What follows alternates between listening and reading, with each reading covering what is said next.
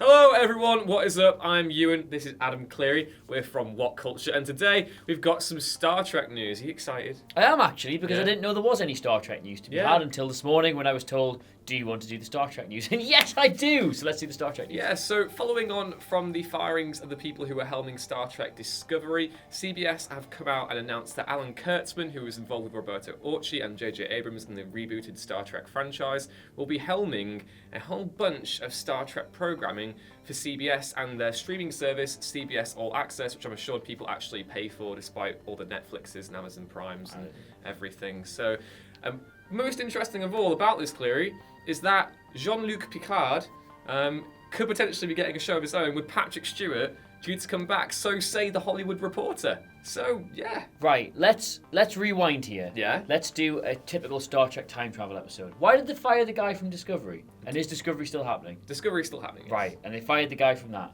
Two people, yes. 2 people, but it was good. Yeah. Why did they lose their jobs? I don't know. I didn't investigate that much of the story. I was so consumed I hope it's by not iffy. Jean-Luc Picard coming back. Right, so they're going to do more Star Trek content. Including a cartoon. Remember the cartoon they I had? actually remember the cartoon. I really liked it. Yeah. Yeah. Why?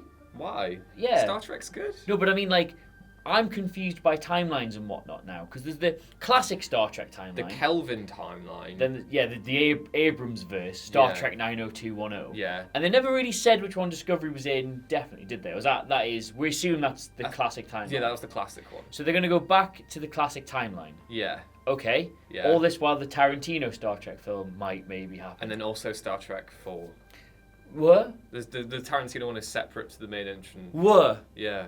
Right. There's a lot of Star Trek There's now. a lot now, actually. Are we in a danger of becoming DC with this? Danger of becoming Star Wars, never mind DC. Mm. Right, so why? Okay, Picard. They're not Yeah. recasting him. It'll be No. Patrick Stewart. Yeah. That's good news. Yeah. Why? Why? Yeah, why bring Picard back? The dude's 77. Because I think if you were going to look at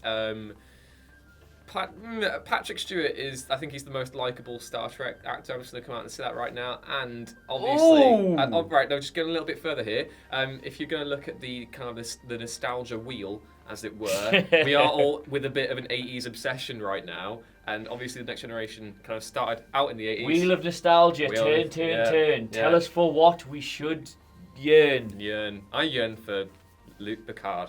Luke Picard. Jean-Luc Picard. Jean-Luc Picard. There we go. Well, that's good. Yeah. Yeah. I mean, what's the time frame on this? No date so far. Oh. Hollywood Reporter, they say that there's massive talk of this happening. An official deal has not yet been penned, but it is very much in the works, and there's a whole lot of Star Trek content. It's in coming. the works. Yes. So you could say it'll be in a time very soon in a galaxy that is ours. Yeah. Yeah, you could they say that in that I have show. said that. That's the Star Trek line, isn't it? Yeah. Wow, this is good. So will this be sort of a continuation? Is the next generation? The newest generation. The more next generation. Yeah, I'm kind of curious what they will do with an older Picard. Like, how are they going to show?